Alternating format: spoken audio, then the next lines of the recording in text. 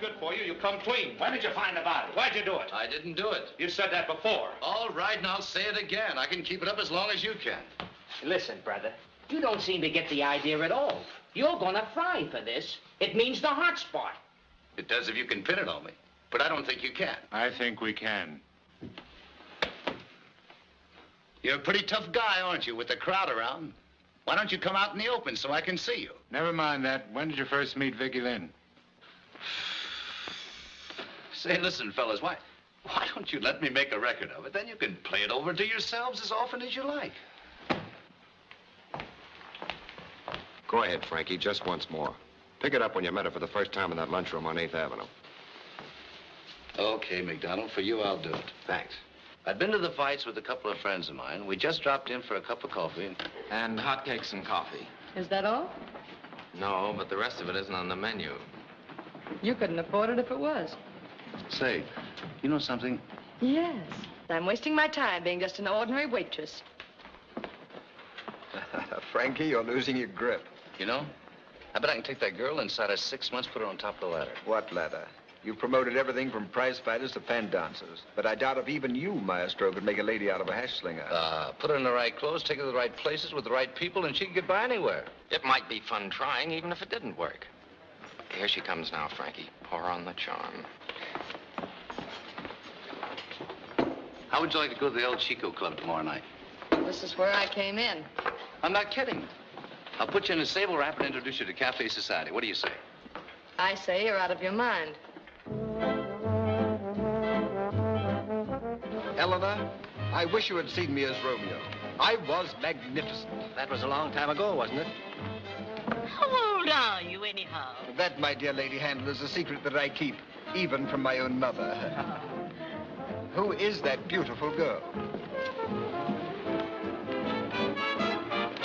Good evening, Mr. Christopher. Good evening. I have your table for you.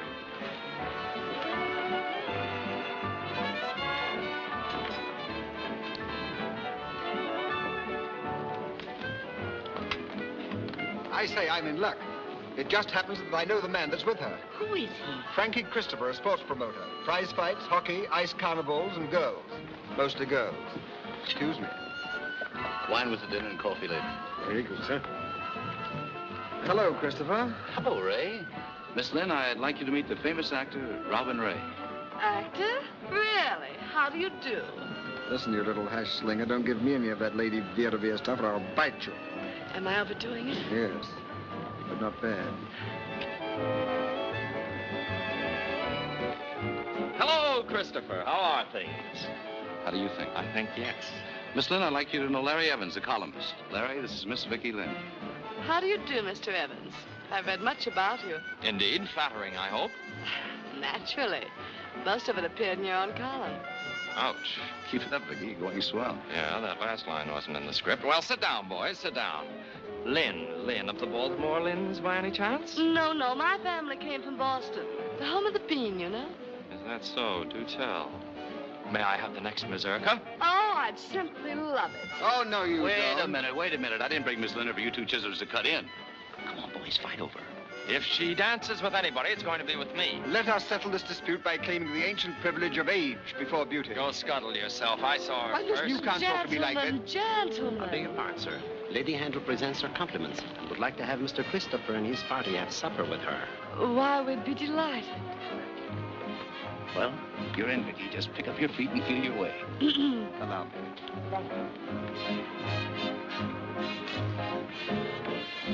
All right, boys, let's go. May I present Miss Lynn and Mr. Christopher, Lady Handel. How do you do, Miss Lynn? How do you do? Mr. Christopher? How do you do? Won't you be seated? Thank you. Robin, you sit here.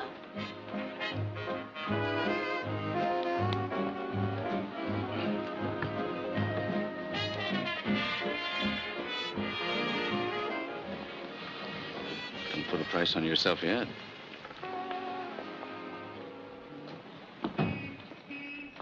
Well, I'll do everything I can. Give you a plug in my column every once in a while. You might do worse than to have your name linked with mine. I don't see how.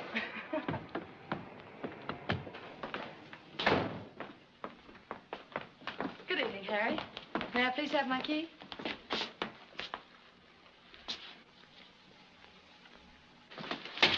that key for Miss Lynn and be quick about it.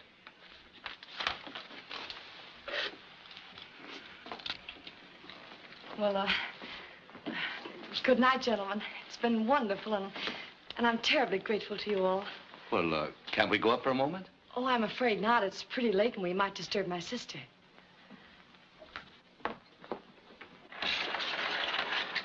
Good night. Good night. Good night. Good night. I'll be around for you the first thing in the morning. I'll be waiting for you. Sister. I hate girls with sisters. What are you beefing about? Have you seen her yet? No, have you? No. Then we're neck and neck. Say, listen, the day I find you and I are neck and neck, I'll know I'm running down. What's the matter with you getting so sore? She ain't nobody. Well, she will be, and when she is, you'll be lucky if you're allowed in the same neighborhood. What made you so sure you could make something of her? That's my business, promotion. She had looks, youth, good figure. What more do you want? I'm asking the questions. Then hurry up. I've got an appointment at the garden. Okay, McDonald. Now listen, Frankie. There's been a murder committed. And we're just trying to get to the bottom of things, that's all. What's your name? Jill Lynn. Any initials? No, just plain Jill. What relation are you to the dead girl? She was my sister. How long have you been living in New York? Well, Vicky had been here a couple of years, and after Mom died, I came on from Chicago to set up housekeeping with her. Even though we shared the same apartment, I saw very little of her during the last few weeks. Why was that? Well, you see, I have a position as a stenographer downtown, and Vicky was working on a night shift in a restaurant. We just kept different hours, that's all. What do you know about this man, Frankie Christopher? Nothing, except he was the one who first gave Vicky those grand ideas about becoming a celebrity. When did this start? The first time I knew it was serious was the night she came home from a nightclub. It was very late, and I had fallen asleep on the couch.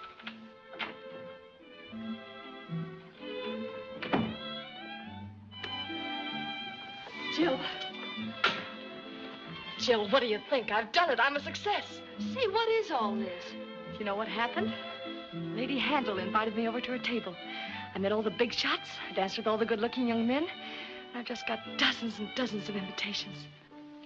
Invitations to do what? I'm never going back to that rotten old restaurant job. What? Why should I? Now I realize I've been wasting my time. I can be somebody. Vicky, you're not serious about giving up your job. Of course. Why should I go on slinging hash when I can sling other things? Vicky Lynn, have you gone right out of your mind? No, I haven't. Just come to my senses, that's all. Frankie Christopher thinks I have a great career before me. Who's Frankie Christopher? Oh, Jill, everyone knows Frankie Christopher. He's a famous sports promoter. What does he want you to do, roller skate or go over Niagara Falls in a barrel? Look, Jill, I already have an offer to post for a magazine cover and a cigarette ad. Vicky, wait a minute. When Mom died, we promised we'd look out for each other. I don't want to tell you your business, but don't you think you're making a fool of yourself? What do you mean? Oh, there's Frankie Christopher. People like that, what have they got to do with people like us? Jill, they're going to help me. In what way? They're going to glamorize me. They may have started this thing as a gag, but after taking one look at those million-dollar debutantes tonight, I realize I can give them cards and spades and still come out on top. Vicky, you'll never come out on top by any shortcut. One week your face is on the cover of a magazine, the next it's in the ash can. Oh, I know I sound stuffy. Gee, I like a good time as well as the next. Jill, you're terribly sweet, but, well, we are different. I know the things I want, and I know how to get them. So stop worrying about me, huh? Okay. What you need now is sleep. If you lose your looks, you've lost your entire bankroll. Good night.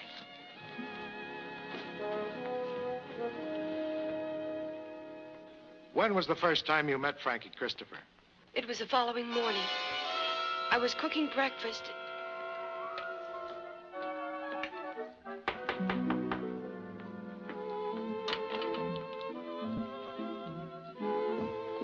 Vicky, I think he's here. Okay, I'm just putting on a dress.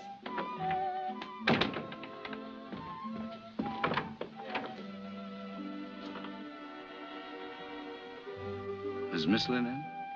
Which Miss Lynn? The glamour girl or just the plain, ordinary garden variety? Oh, you're her sister. You're quick.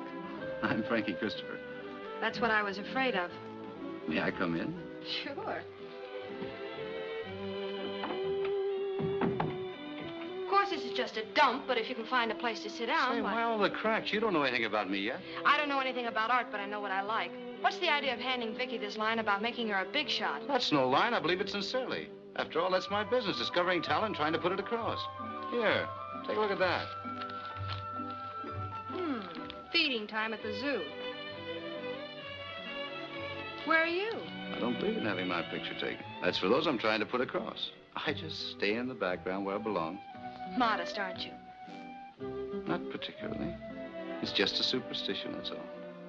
Is that Frankie? Yes, dear. Hold it for me, Jill. Don't let him get away. You come out and do your own holding. Good morning, Frankie.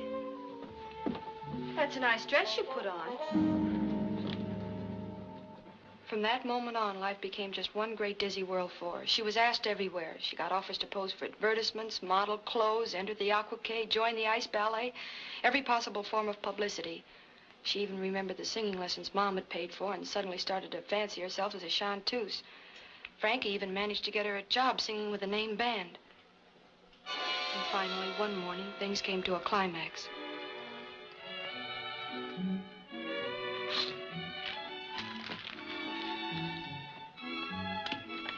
I wonder what's keeping him. I left a message hours ago. Why, Jill, what are you getting so excited about? Nothing, except he's going to be awfully mad. Don't worry. I can handle him. Glad you think so. I wouldn't be in your shoes for all the gold in Kentucky. Do you think that's him? Uh-huh, I know he's not. Come in.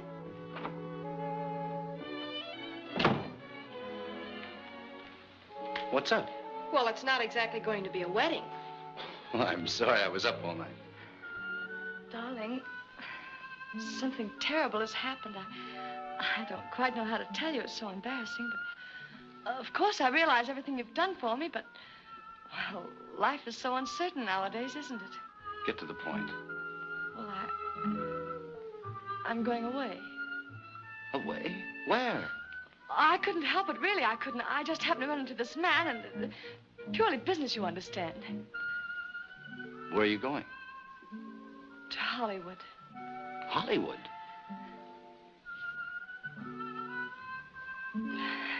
As I said, I just happened to run into this man, and he wanted to make a screen test of me. I didn't see any harm in it, so I said yes.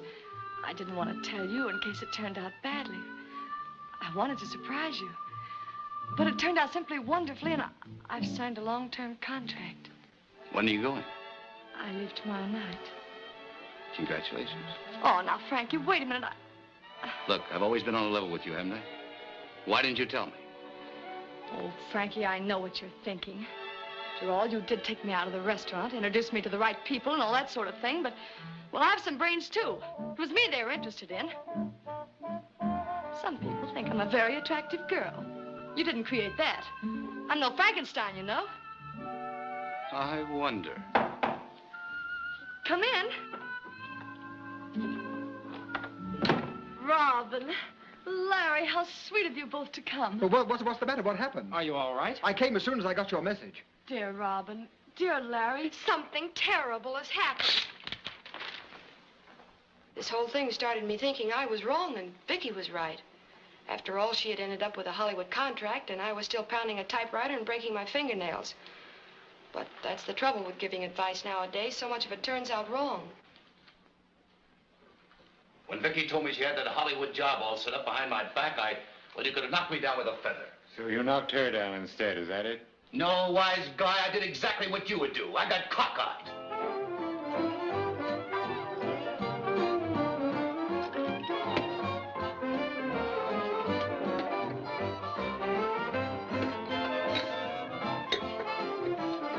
Do you mind turning that thing down a little? Not at all. Women are all alike. For Pete's sake, what difference does that make? You've got to have them. They're standard equipment. Can you imagine her walking out on me after all that I've done for her? Me? You've done for her. What have you done for her? Well, I took her around to all the bright spots. I let her be seen with me everywhere. It made her seem important. Why, you parboiled old ham. You don't think anybody thought there was anything between you two, do you? If it hadn't been for my plugging in the column, people would have thought she was your trained nurse. Why, you ink stinking word slinger. I was famous when they were changing your pants 20 times a day. What's the use of bickering? We've all gotten it where Nellie wore the beads. We may as well admit it. Well, surely you got some fun out of it. That's where you're wrong. All I got was a handshake, a smile, and a promise. I had to sit around with that sourpuss sister of hers half the time waiting for Vicky to come home. You're kidding. On the level. Night after night. Didn't you even get a souvenir? Well, I got this. She gave it to me once when she had an appointment. She told me to go up to her apartment and wait. I waited, and she came in with you. Well, I'll be darned. There's another for the scrapbook. I wonder if there could have been somebody else in her life all the time. Well, if there was, he must have been a locksmith. Was there anyone in her life before this Frankie Christopher? On your last visit to New York, for instance, about a year ago? Any little incident that you can remember may be of enormous help. She was working in the restaurant then and working pretty hard. She didn't have much time for running around and...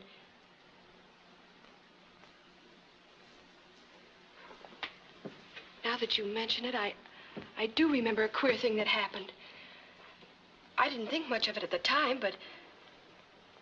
Well, I was sitting in the place one night waiting for her to finish up so we could go home when... I'll be with you in a minute, sis. Okay.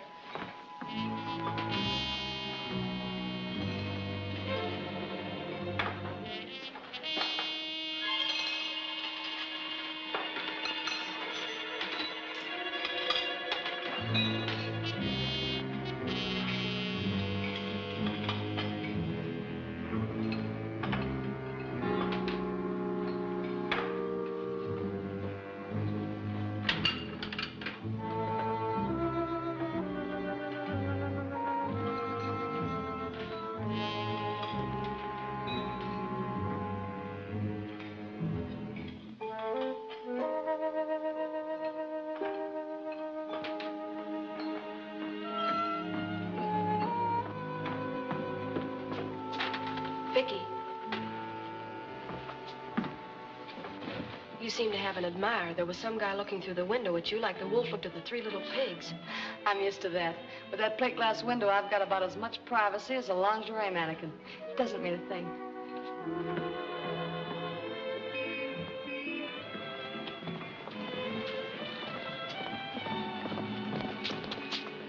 That's the one.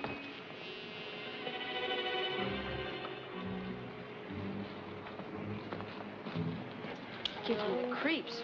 You'll have to get used to that. We've got more wolves in New York than they have in Siberia. I saw him several times after that. He never said anything, never accosted us or bothered us in any way, but frightened me.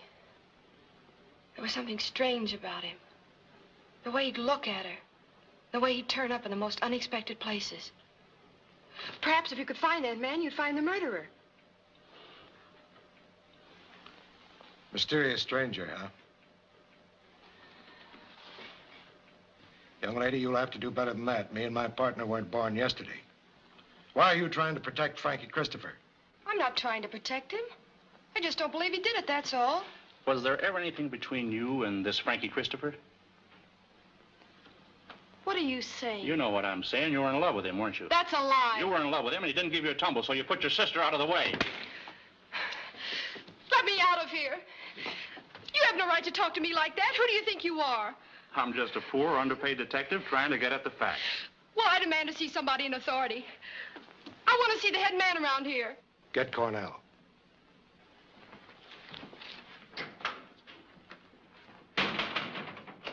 We don't want to get tough with you unless we have to. Look, I told you 1,000 times I didn't do it. Oh, Inspector, you're wanted inside. All right, boys, keep him warm. I'll be right back. Here you are. Thanks.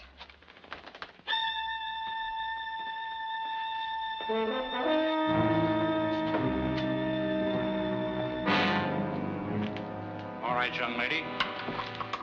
Here's the head man. That's him. That's the man. What's this? She's crazy. She said she saw a mysterious stranger peeking through the window of the joint where her sister worked. Now she says it's Ed. What about it, Ed? Do you peek through windows? Sure, when it happens to be my district. That's my job, Miss Lynn, to look at people. I admit he looks as if he'd do anything, but at the time of the murder, he happened to be up in Albany with me. Frankie Christopher took you and your sister out for a ride the evening before the murder. What happened on that ride? There's nothing important about that. Vicky was just imagining things. Like you? I'm not imagining anything. I did see you. All right. I'm a peeping Tom. Now, about the ride. Well, it's really so silly. I hate to... Come on, let's have it. Christopher just told me all about it, so you'd better not withhold anything. Well, it was the night before Vicky was to leave for Hollywood. Frankie came by to pick us up in his car and take us for a ride. We were driving along, not thinking much of anything, when...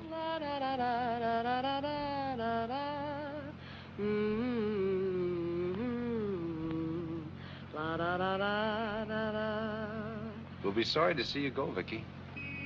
No, you won't. You'll be glad. What?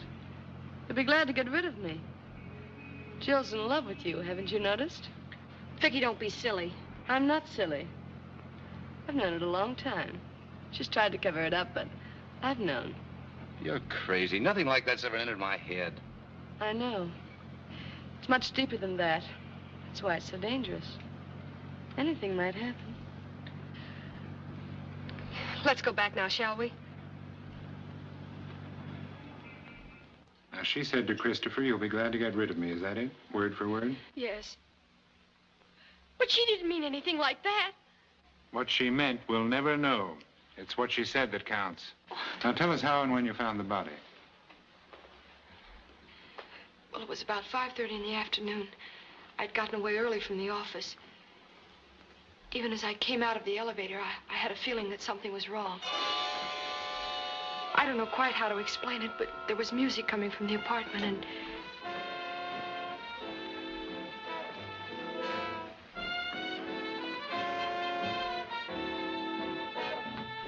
Vicky! I just came in. Just a second. Is she? Jill, you don't think I did it, do you? You don't, do you?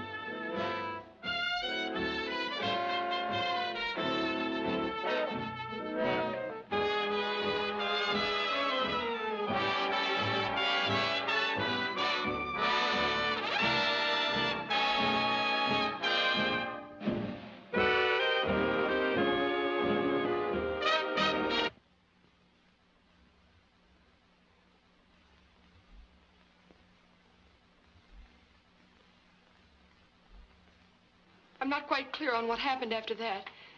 The next thing I knew, the room was filled with police. Thank you very much, Miss Lynn. You've been most helpful. I give up. Say, you fellas give up too easy. How about playing a couple games of gin rummy? Exactly what did Vicky mean when she said you'll be glad to get rid of me? Where did you get that? Never mind where I got it, what'd she mean? I don't know. I'll tell you what she meant. She knew you resented her running out on you. When you left those two fellas at the bar, you started to get drunk. You drank all that night and the next day. Your mind became more and more inflamed until you were mad with jealousy and hurt pride. I say you went up there and killed her in cold blood. That's not true. It is true. I got a good mind to kill you myself right now. Oh, take it easy, Ed. Take it easy.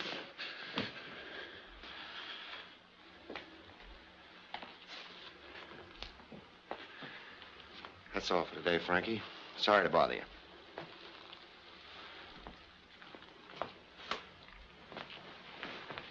How about a couple of tickets for the rodeo? You don't need any seats for the rodeo. All you need is a couple more bulls in here, and you can have one of your own. The assistant DA wants to see Christopher in his office right away. There you are, Frankie. You see, he probably wants to apologize.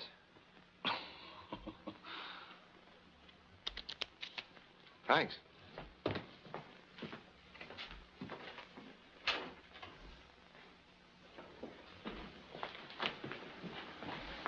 What's the idea of riding him so hard? Donald, I've had 15 years' experience in this racket. If that isn't the look of a guilty man, I'll take the rap myself. Here he comes. What's the dope, Frankie? Give us a break, will you? Yeah, what'd he say? Sorry, boys, no statement. Allow me. What's the idea of the declaration? I hear Ed Cornell has taken charge of the investigation himself. That's right. Brother, when that guy says you're cooked, you're cooked. He hasn't lost a conviction in his entire career. Here, pin the crepe on Cornell. His career's dead.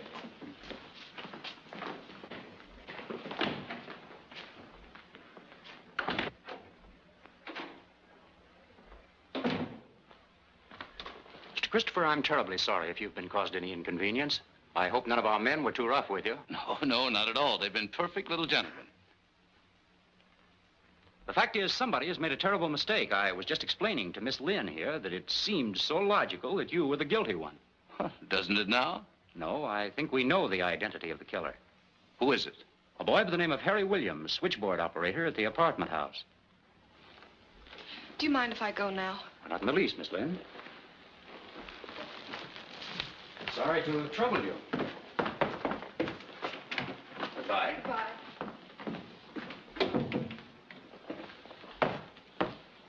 What makes you think Williams did it? We just got a call from one of our men. Williams has been missing since 5:30 last night. He's probably hiding out somewhere, scared and shaky. But don't worry, we'll find him. Well, you better be quick about it, because if I find him first, you're going to have another murder on your hands.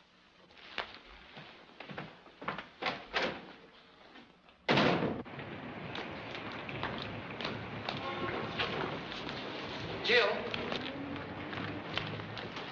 Jill, can't we be friends? This is a nice time to be thinking about that. I'm sorry you told that story about the car. I couldn't help it. Besides, it didn't mean anything anyway. Vicky didn't know what she was saying. You know that, don't you? Sure. May I take you home? No, thanks. I don't want any more reminders around than are necessary.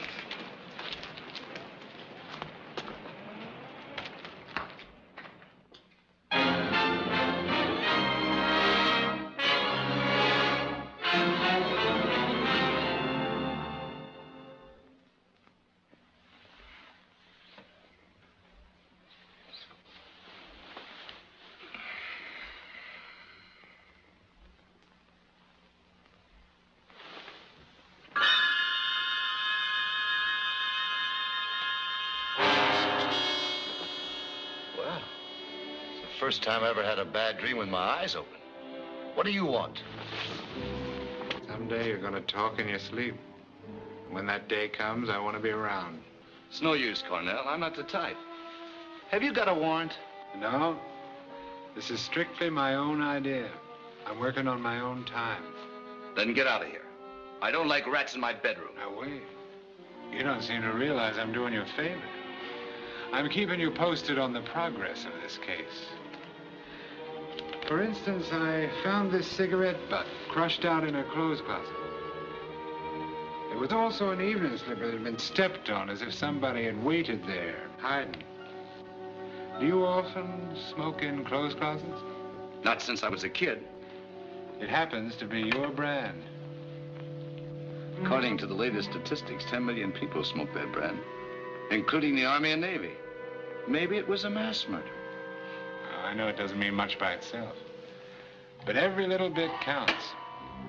When I get all my evidence together, I'm going to have you tied up like a pig in a slaughterhouse. Perhaps they're keeping it from you, but they told me at headquarters that they think Harry Williams did it. I think they're wrong. Oh, I see. They believe Williams did it, but you're the holdout. You're the bright boy, is that it? Maybe. You know, you're like something out of a museum. You ought to have a magnifying glass and one of those trick hats with ear flaps. Why don't you look in that box? Collar buttons. That's right. Say, you're wonderful. You know, I think I'll carry you around just for laughs. I don't mind the kidding. You're a pretty cocky fellow, Frankie. You've had your own way for a long time. First with Vicky Lynn and now with her sister. Get out of here. Find Harry Williams, that's your job. If I ever catch you around here again, they'll have to pick you up with a sieve.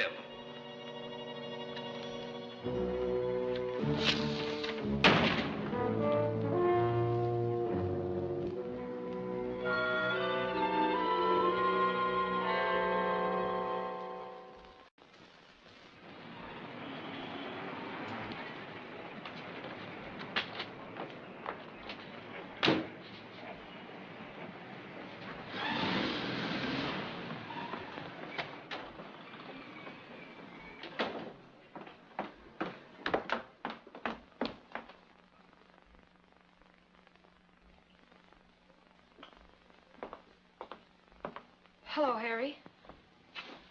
Hello, Miss Lynn. I thought you'd gone away. I just went over to Brooklyn to see my parents. I didn't realize it would cause such a fuss. I explained everything to the cops. Oh, I thought... Well, you shouldn't have thought that, Miss Lynn. You know I wouldn't do a thing like that, don't you? Yes. I'm moving. I've come for Vicky's things. Yes, I know. The superintendent told me you were coming. I have everything here, all packed and ready to go. But who packed them? I did. Well, you shouldn't have done that. You should have gotten permission. Well, I wanted to help. I thought it might be of some help. Well, as long as you've done it, thanks very much. Will you help me carry them to the cab?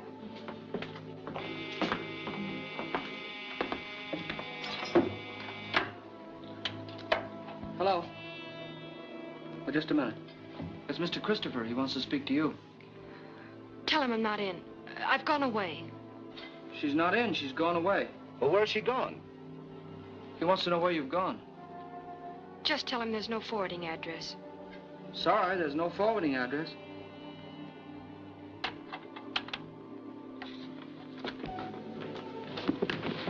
Was the funeral nice? It was very quiet. There wasn't anybody there except me. I wanted to come. Why didn't you? I didn't think it was my place.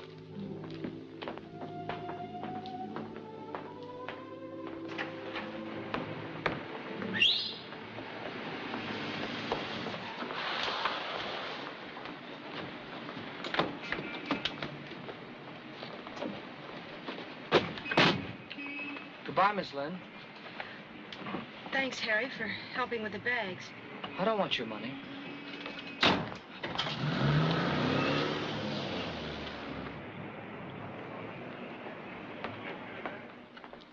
Now, give me those reports on Robin Ray and Larry Evans in the Lynn case. Yes, sir.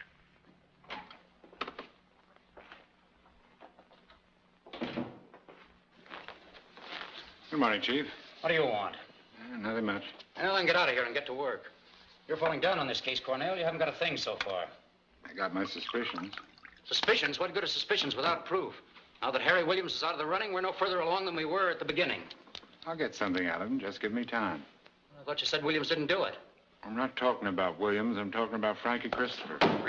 Christopher. All you talk about is Christopher. What about some of the others? That ham actor, Robin Ray, or Larry Evans, the newspaper columnist. Let's sweat him a little. Better leave the newspaper man alone till you get something solid. He might give you bad notice. All right, then. Call in the actor. He couldn't kill mice. Did I ask for your opinion? Bring in the actor now. All right. I think you're wasting your time. Do you mind if I bring in Frankie Christopher, too? What do you want him for? Have you got anything new? No, I'd just like to have him around.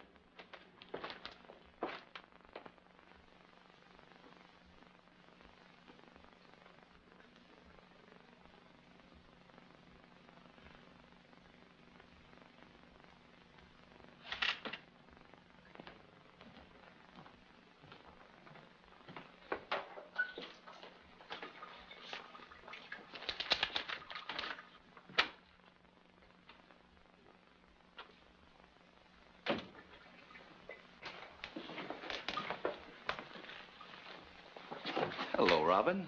Oh, hello, Christopher. What are you doing down here? Oh, they asked me to come along. I seem to be their favorite customer. You know, it's perfectly ridiculous. I had nothing to do with this. I just came down to be obliging. How do they go about these things? What do they do to you?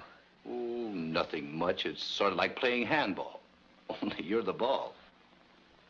Say, you should have worn overalls. You know, I'm afraid you're going to get that suit all messed up. Are you serious? What do you think? This way, boys.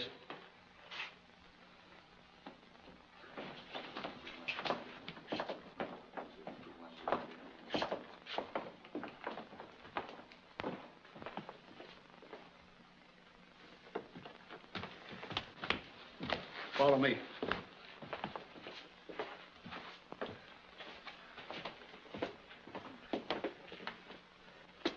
No lights? You're lucky. Go ahead. You're an actor. Pretend you're going to your execution. Sit right over here, fellas.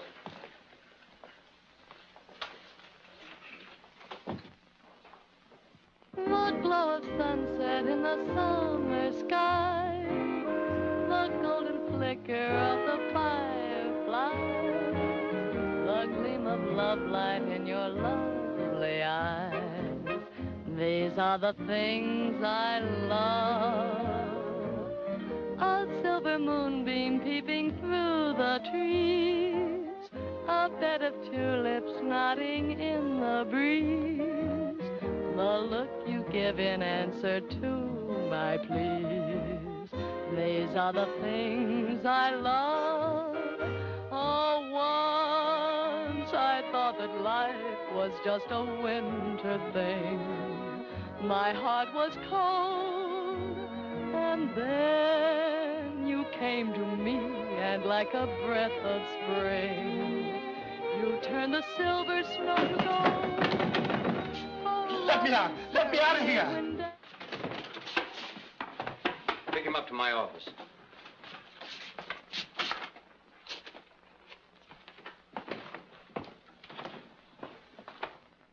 There was something so young, so fresh, so full of life about Vicky that the very sight of her gave me new hope. She made me feel that perhaps I might succeed again in both my life and my profession. But when I told her that, she just laughed at me. She told me that I was a has-been. She said she was going places and didn't want to hitch her wagon to a falling star. I even arranged for a screen test for both of us. A director I knew said he would give us a chance. But when the day came, she went down there alone. They decided they didn't need me. Well, I couldn't stand that. I went down there and started a row. And a few days later, when she sent for Christopher and Evans and me, I pretended to them that I knew nothing about it. And I pretended to myself that I didn't care. But I didn't kill her. Where were you on the day of the murder? I was in a sanitarium on East 77th Street. I go there occasionally when things get tough and they take care of me. You can verify that if you like by calling the doctor. Check up on that. I've already checked. You was there all right, so there goes another one of your suspects. Is that all for today, gentlemen? Yeah, for today.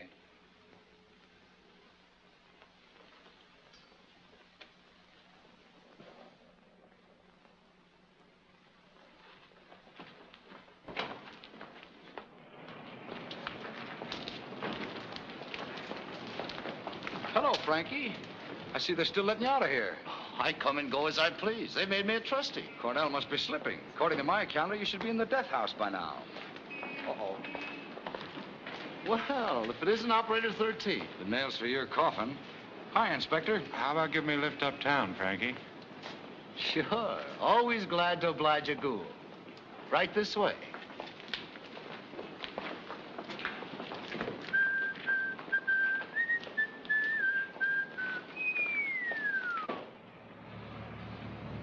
You can drop me at 58th and Madison. I live on the corner. Okay. I'm sorry to have to ask you to do this, but I'm a little short on cash lately. You see, I've spent so much of my own dough trying to build up this case against you. Well, if there's anything you need, just let me know. Oh, I imagine they'll make it right with me when I bring in the material for your trial. They usually do in these cases. I nick a guy on my own time and send him up to the chair. Then I get back pay. Must be a great life. Like a garbage man, only with people. I got practically all the evidence I need now. I could arrest you today for that matter, but you might get some smart mouthpiece and get off with life instead of the chair. I won't be satisfied until I'm sure it's the chair. You're a gay dog, Cornell. You make me feel as if I'm driving a hearse. Well, I know you're a type. I've seen hundreds of them. I don't scare you enough to make you commit suicide, but I worry you just the same. And when the day comes, they all act different. Some scream, a few faint. Some light a cigarette and try a wisecrack. But it sticks in their throats, especially when they're hung.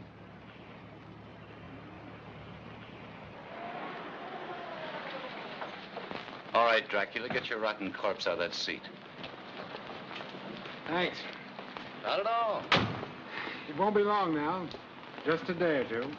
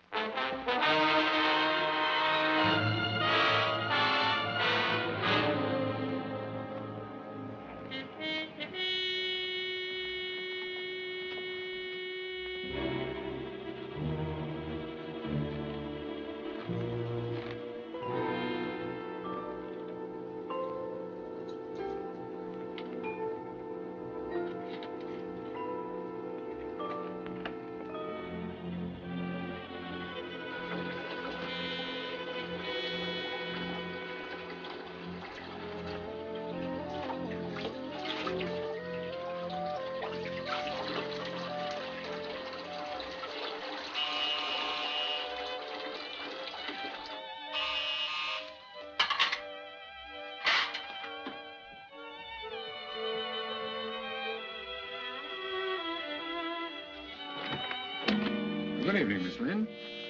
What do you want? I just want to ask you a few questions. You've asked enough questions already. Now go away. Now, don't be like that, Miss Lynn. You want to find the man who killed your sister, don't you? Of course. Maybe I can help you.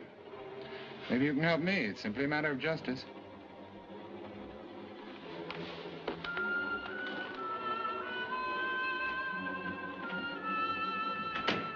Nice little place you got here.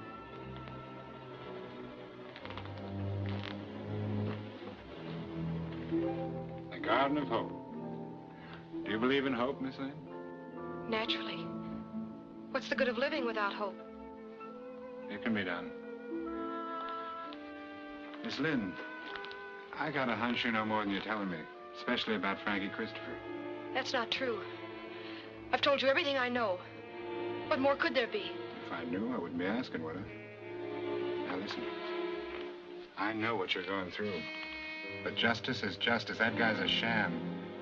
He played your sister for a sucker. When she tried to run out on him, he let her have it. I don't believe that. You're in love with him, aren't you? No, I'm not. Yes, you are. Your sister knew it, and I know it. You're in love with him and trying to cover up his tracks, but it won't work. I'll get him with your help or without it. I've never been wrong yet. That man's guilty. If you know what's good for you, you'll play along with me. Get out of here! You keep telling yourself he's innocent, don't you? But you're not certain. That's what's driving you crazy. If you were certain, you wouldn't be holding out on me, would you? Get out of here! All right, Miss Lynn. But think it over.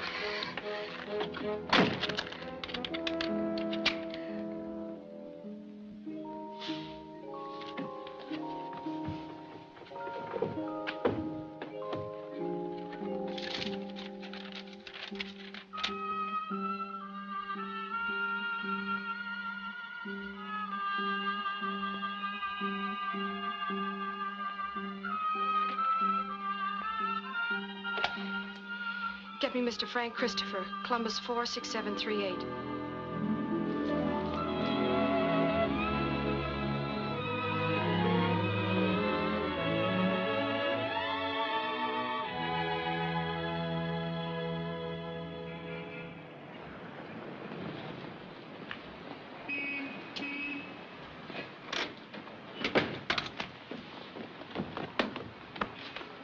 Say, you look all right. Thanks. Where are we going? Well, first of all, we're going to the fights. Frankie, do you really think we should? Why not? I've got nothing to be ashamed of. I know, but... Don't worry, I'll take you in the gallery where the real fans go. Let that boy go! Let him boy line, give it to him! Give him your left! Let him have your left! Give it to him again! Give it right on both fouls!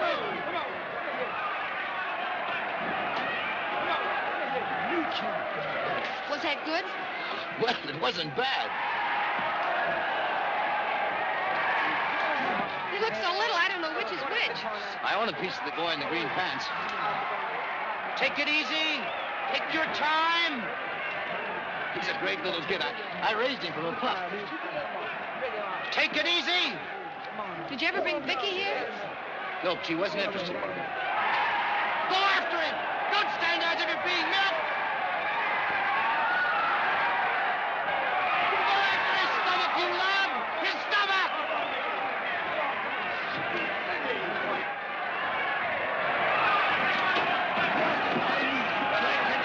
Who is it?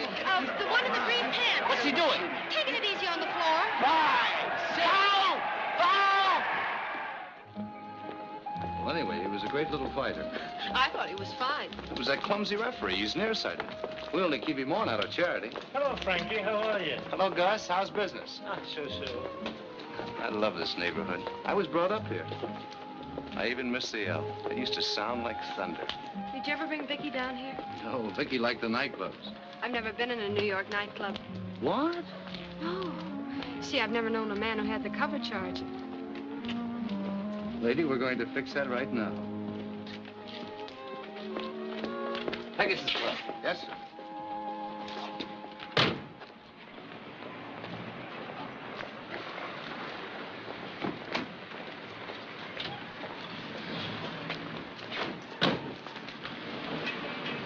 Hi, Frankie. Hello, Zinsky. How's tricks?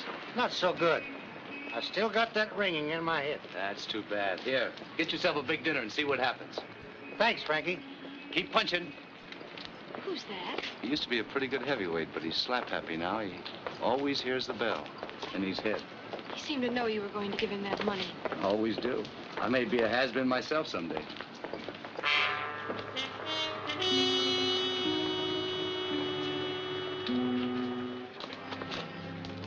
Perhaps this isn't wise, Frankie. Are you sure we ought to be seen together? I was never so sure of anything in my life.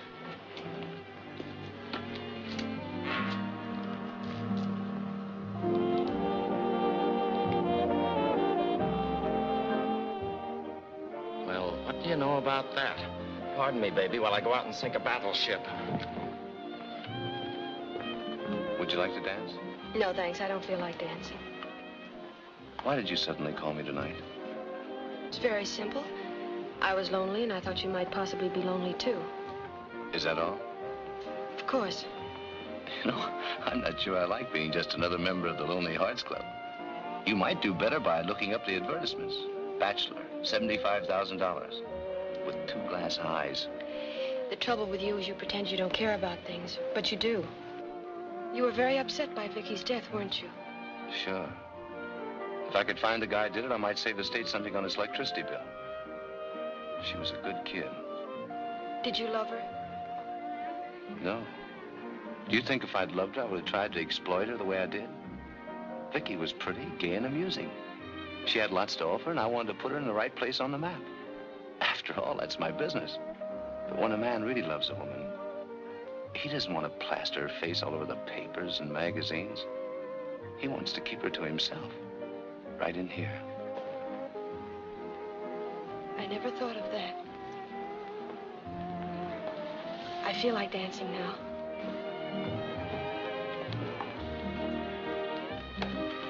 Scrap the stuff about the Japanese spy with the Kodak and run this. What sister of what recently murdered girl is stepping out with the dead girl's boyfriend? Dancing on the grave, I call it. The murderer has yet to be found. You dance well. Vicky said I was terrible. Well, dancing sort of depends. Yes, I know.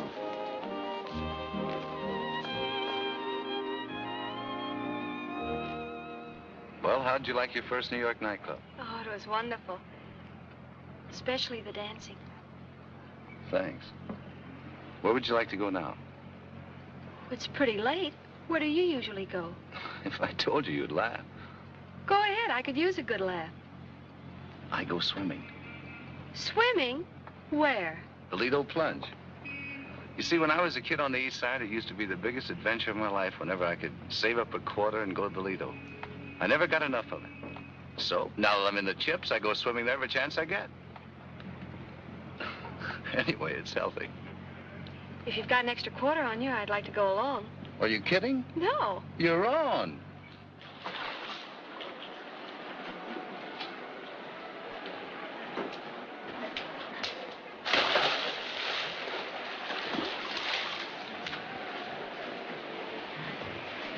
Hello.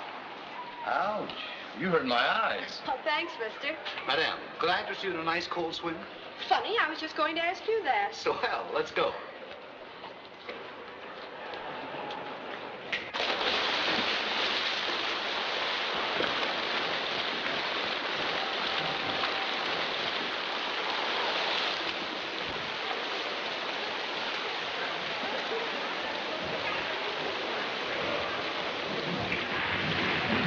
Well, how do you like the old swimming hole? Wet and wonderful. This is my idea of real luxury. You know, if I ever inherit a gold mine, I'll have a swimming pool in every room. And you can swim in all of them. Do you tell that to every girl you bring down here? So help me, I never brought a girl here in my life. Hi, Frankie. Hello.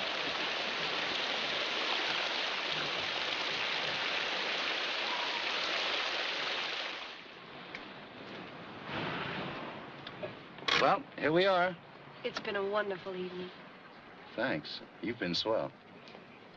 Frankie, will you come upstairs a minute? There's something of Vicky's I know she'd want you to have. Sure.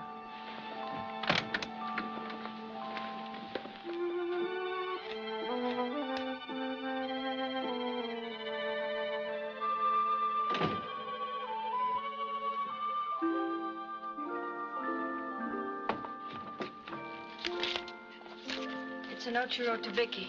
I found it among her things before the police arrived.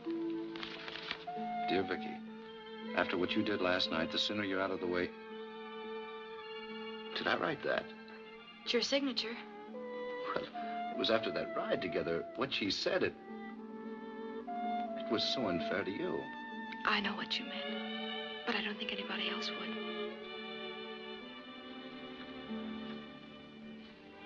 Why didn't you turn this in? I didn't know until tonight. It was when we were dancing. I suddenly understood the letter and a lot of other things besides. I'd like to have a look at that letter, if you don't mind.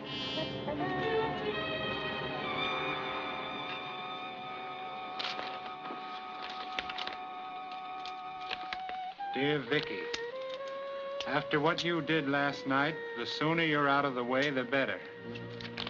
Nice of you to put in writing. All right, Murphy, you wait in the hall. I knew you were holding something back. You're the Mona Lisa type. I can spot him a mile away. Oh. Jill? Well, here we are, Frankie. I've looked forward to this moment for a long time. You're trying to frame me, Cornell. I don't have to frame you. You frame yourself. How about this little note? Anybody might have written a note like that. I was burned up. Well, you're going to have plenty of time to cool off before I'm through with you. I found these in your room. Exhibit A, one pair of brass knuckles. And Vicky was hit behind the ear with a weapon the size of a fist, only much harder. It's a frame. You're trying to frame it. You planted those. Oh. A frame. That's what they all say. Murphy saw me take those knuckles from your bureau drawer. Jill, you don't believe all this stuff, do you? What does it matter what she believes? You're like a rat in a box without any holes. Well, they're going to make a hole for you, Mr. Handsome Harry. 6 by 3 filled with quicklime. You shouldn't have done that, Jill. It makes you an accomplice. Quick, through the kitchen. There's a doorway leading to the hall. Go on. Leave the cop to me.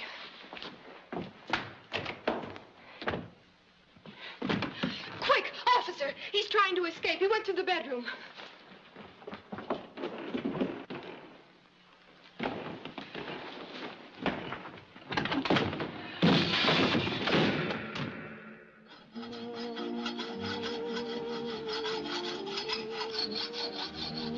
Sorry for being so slow, but I don't do this sort of thing very often. You're going great. Hope the man doesn't mind our using his things. I'll leave him a note of apology. You're a great sport, Jill. You're not so bad yourself. Why did you do it? I don't know. But when I saw you standing there so helpless and that big fathead bullying you, I just had to hit something. Is that the only reason? No. I guess Vicky was right about us, wasn't she? Glad? What do you think?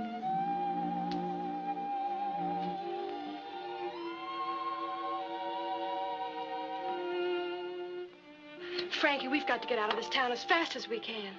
Are you sure you want to go through with it? You know, it isn't very much fun being married to a 100 man. I don't mind. Besides, most married men have a hunted look anyway. Frank!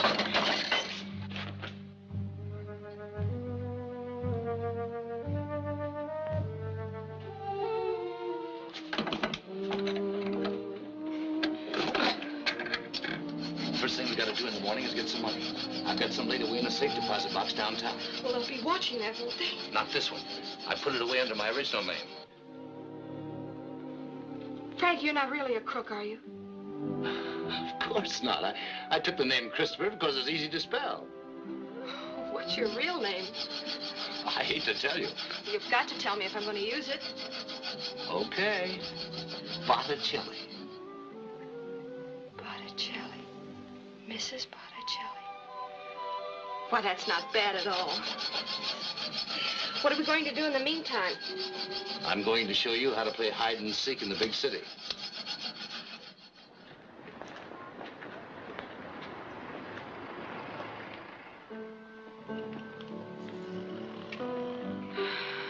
Frankie? Yeah? times do we have to see this? Don't tell me you're getting tired of it already. I'm just beginning to get warmed up. Nobody seems to be particularly interested in it except you.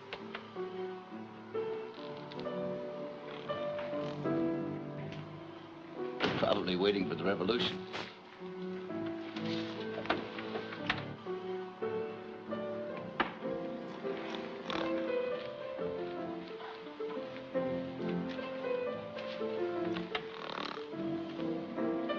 Put your shoes on, sister.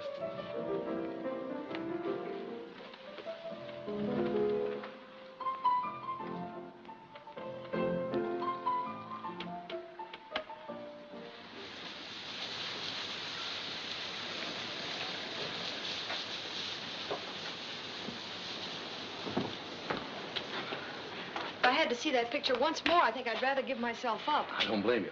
Now listen, I want you to wait for me in the public library until I get the money. Oh, why can't I come with you? I think it's better that we separate for the time being. You'll be safer there. What makes you think that's safe? Nobody in their right mind is ever in the public library at 9 o'clock. And if anything does go wrong, you meet me here. Now be careful.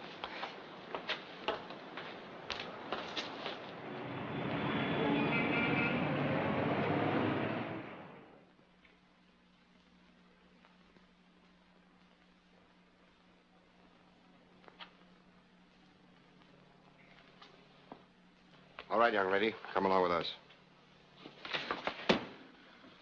What have you done to Frankie? Never mind about that. Come along. You haven't hurt him, have you? Can't you people read? Sorry, Pops.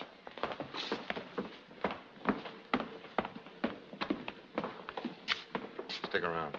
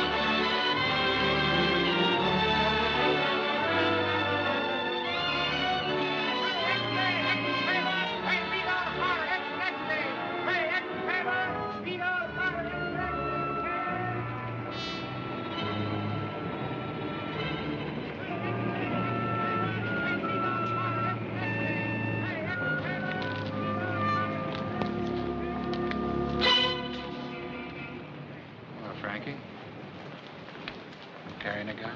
Who can tell? It may be a gun or it may be a pipe. Then again, it may be just my finger. But you're not taking any chances, are you? No, I don't have to. What's on your mind, Frankie? You've taken Jill. She hasn't got anything to do with this. Let her go and I'll give myself up. You've turned into quite the young Lochinvar, haven't you? Self-sacrifice and everything. Well, it's no use, Frankie. I don't have to make bargains with you. I'll get you eventually. If not tomorrow, next week. If not next week, next year. Time's nothing in my life. It is in yours. Each minute's an eternity to a man in your shoes. You got the wrong steer this time, Cornell. They told me at headquarters that you're a pretty sure thing. But this time you're trying to convict an innocent man. That's what you say. But you can't sell me on it. I'll follow you into your grave. I'll write my name on your tombstone. You're not a cop looking for a murderer. You're crazy, Cornell. You ought to be put away. Sure. Why don't you call a policeman? All right, Cornell. But I'll tell you one thing. You're never going to convict me. You'll have to kill me first. I wouldn't kill anybody. I'm too smart. Look, I don't even carry a gun. You can frisk me. I wouldn't touch you with sterilized gloves. Here, have a Tootsie Roll. Hey, beat all the parties! Slave and cards, beat all the parties! It's the next day! Hey, slave and cards, beat all the parties!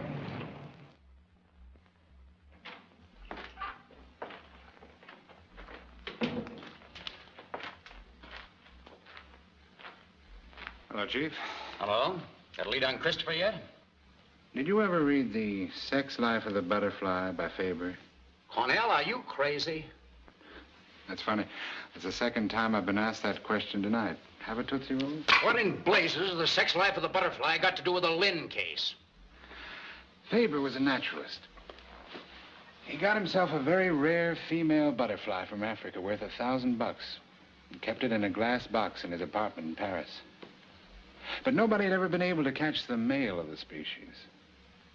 One day, he let the female out of the box, and in a few hours, he had $10,000 worth of rare African butterflies flying around the room. Very interesting. Very interesting indeed. But what's all this got to do with the Lynn case, may I ask? I want a release order for the girl. Just let her out of the box. Nature will do the rest. We'll have Frankie in the net by tomorrow. You may be right at that. But if you slip up this time, Cornell, it's curtains to a brilliant career. You realize that, of course. Sure. I realize that more than you do.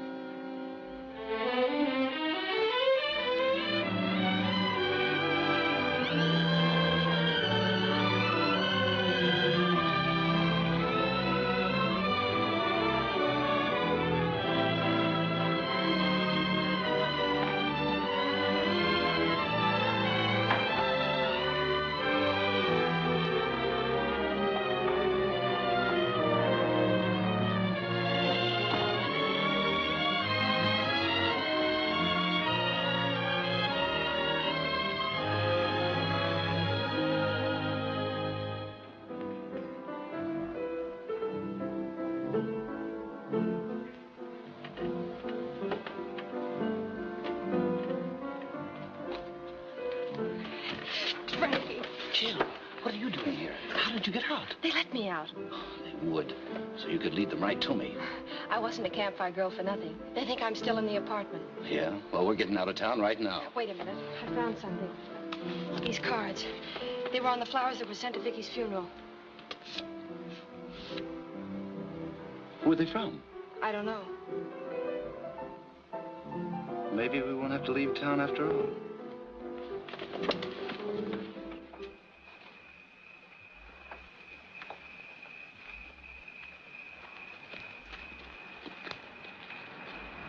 You wait here.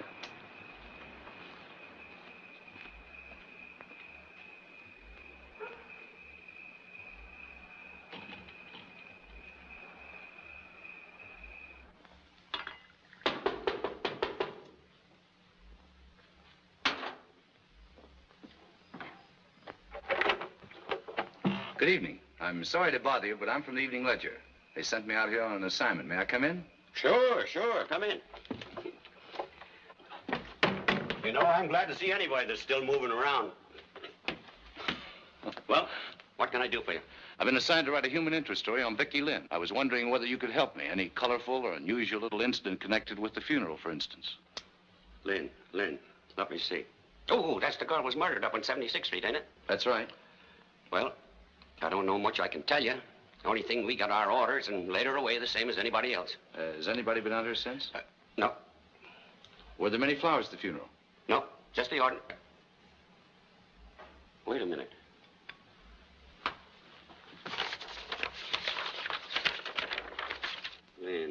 Lynn. 266. Say, that grave's been getting flowers every day since she died. Who'd they come from? I don't know. Never was any signature on the card. Just come regular from some florist around Times Square named Keating or something like that. Do you have a telephone directory? Sure. Over there. Help yourself.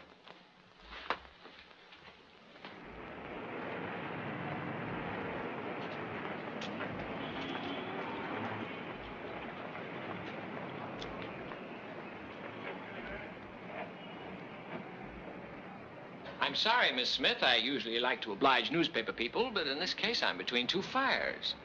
Then the man who's been sending the flowers is also from a newspaper?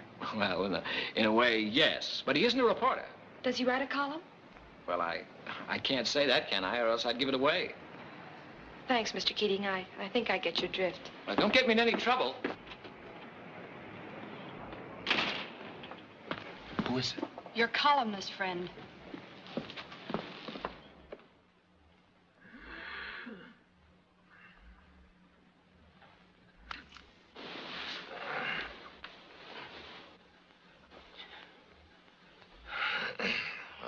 This is a pleasant surprise. What's the idea of breaking into my place like this in the middle of the night? What do you know about the death of Vicky Lynn? You're a fine one to ask that. I know nothing about it. Then why have you been sending flowers to her grave every day? Oh, so you've found out about that, have you? I can explain that easily. Then go ahead. I promised her. Promised her? Yes. Mind if I smoke? Not at all. You won't need that. I just thought I'd try it. It'd be a great scoop for me if I could bring you in myself. So you think I'm guilty, too? Yes, and so does everybody else. What do you mean you promised to send Vicky flowers? Well, the day of the murder, I'd driven Vicky to the station to get her train reservations. You mean you were with Vicky the afternoon she was killed? Yes. Then why didn't you tell that to the police? Because I'm not a fool. You told the police your story. What did it get you? Never mind that. Go on. When we got back to the apartment, she'd forgotten her key. She asked me if I had the one she gave me, and I told her I'd raffled it off. Oh, dear, the passkey's gone, too. Well, I guess there's nothing to do but sit and wait for the switchboard boy to get back. From what I've seen of that boy, he may be gone for hours. I'd better climb up the fire escape and let you in myself. Why, Larry, you'd never do anything so gallant. You don't know me.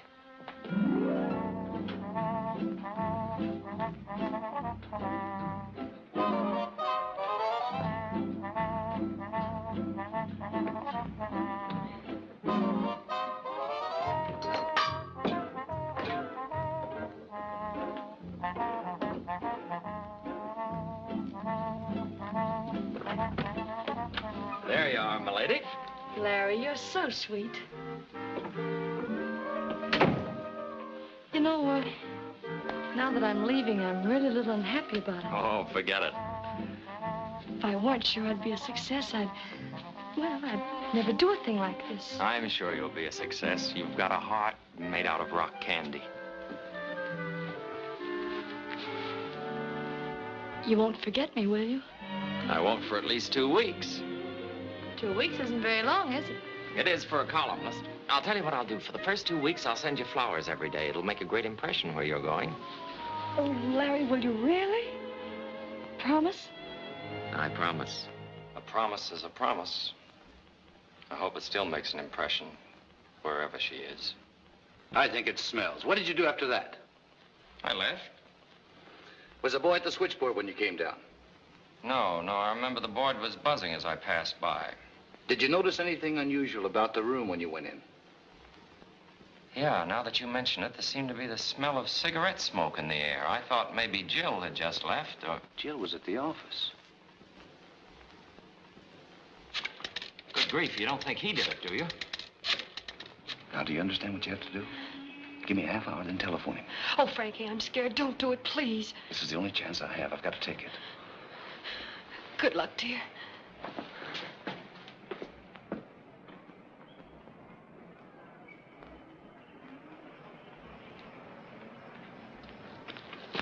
Hold still, Mac. I'd hate to put a hole in you. Put that gun away, Frankie. We've got enough against you as it is. Not until you've heard me out. I got a lead on the real killer, but I need your help. Sorry, Frankie. I'm on the other side of the fence. Okay, then. I'll make you a sporting proposition. You trust me for just a half an hour, and I'll trust you. Well, I guess a half hour won't do any harm. But I'll take that just in case. Come on.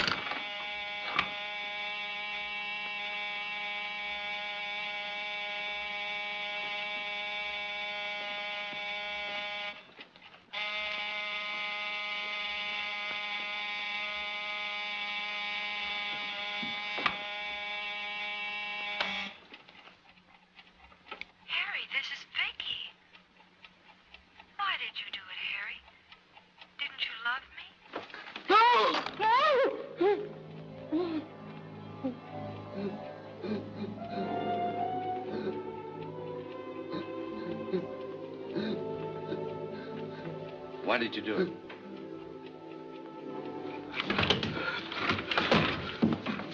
Come on now, own up.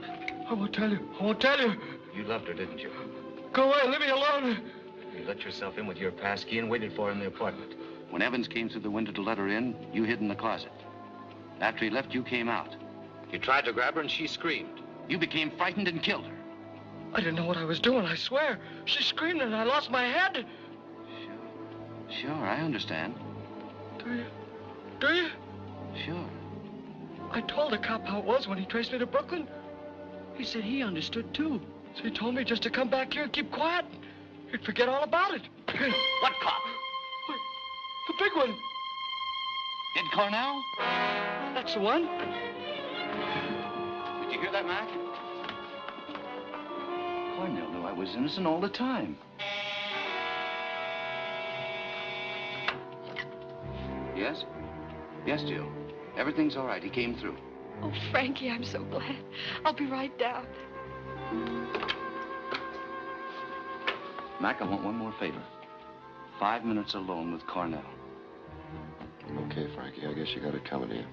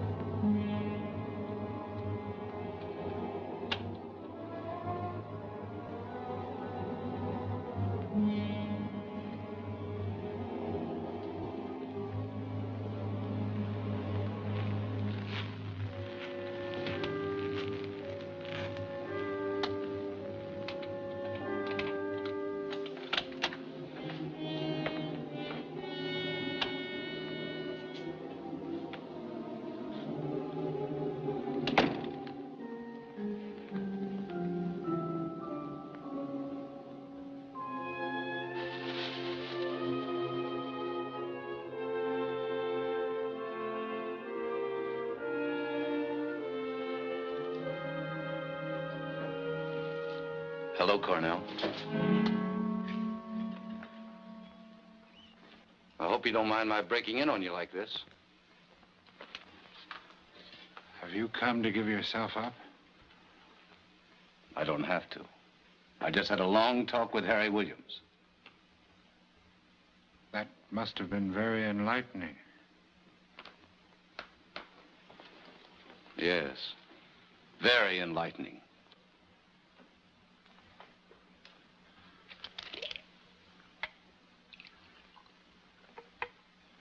I'm a sick man, Frankie. It's your soul, Cornell. Maybe. You knew Williams was the one that killed Vicky all the time. Sure, I'm not dumb. You knew it, and yet you wanted to fry me. That's right. Why? Why didn't you go after Williams? He was the one that killed her. I lost Vicky long before Williams killed her. You were the one who took her away from me, not him. Don't make me laugh. Yeah. I guess it must seem funny to you, a worm like me looking up to a woman like that. I followed her around for months before I got up enough courage to speak to her. I used to hang around the restaurant at night to see that she got home all right. Then, finally, I got a chance to help her. It was New Year's Eve. 2 guys tried to get fresh with her, so I stepped in.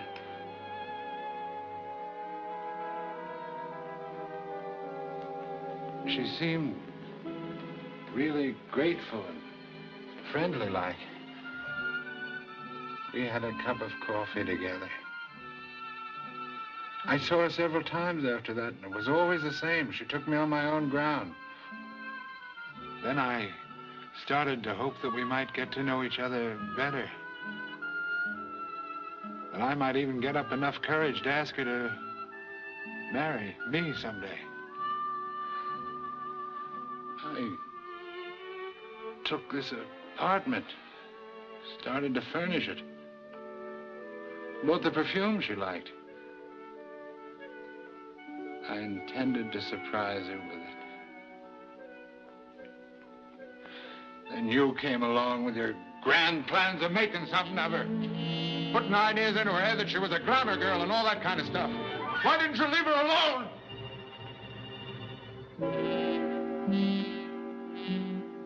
She started getting too good for me. I felt like a fool with this apartment. I could have killed you then, Christopher. Why didn't you? Because I had the hook in your mouth, and I wanted to see you suffer. Well, it's all over now, Cornell. You're going to be put away. Yeah, but not where you think. The guy who sold me this medicine told me it would cure everything.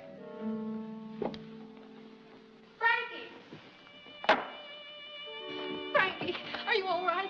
Yeah, I'm all right. Come on, let's get out of here.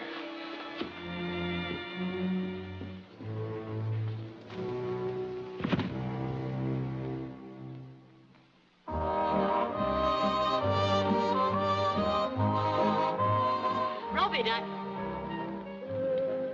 why, who on earth is that beautiful girl?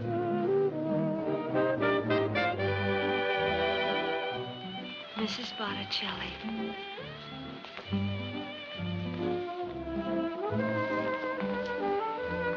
I never saw her before in my life. I don't know either. They're both strangers to me.